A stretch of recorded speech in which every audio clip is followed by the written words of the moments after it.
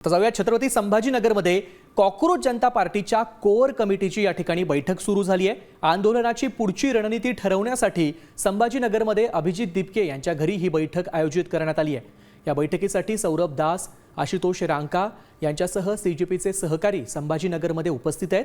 या बैठकीमध्ये सीजेपीची पुढची दिशा, ध्येय, धोरणं आणि आंदोलनाबाबतची भूमिका निश्चित केली जाणार आहे। आज आम्ही 2 दिवसाचं आमचं जे एका प्रकारे जे कॉकरोच कॉन्क्लेव्ह आहे त्याची सुरुवात करतोय, जिथं आमचा पुढचा रोडमॅप काय आहे, पूर्ण देशभरात आमचं संघटन कसं वाढवण्यात येईल त्यावर आम्ही चर्चा करणार आहे। कारण की जंतर मंतरचं जे आंदोलन झालं त्याला देशभरातून समर्थन भेटलेलं होतं आणि इतक्या मोठ्या विजयानंतर आमच्या जबाबदारीसोबत लोकांच्या अपेक्षाही खूप वाढलेल्या आहेत। तर त्यासाठी पूर्ण देशभरात संघटन कसं आमचं वाढवण्यात येईल त्यावर आम्ही आता काही निर्णय करणार आहे, काही चर्चा करणार आहे आणि त्यासोबतच एकंदरीत पुढचा एक रफ रोडमॅप काय असला पाहिजे त्यावरही आम्ही चर्चा करू।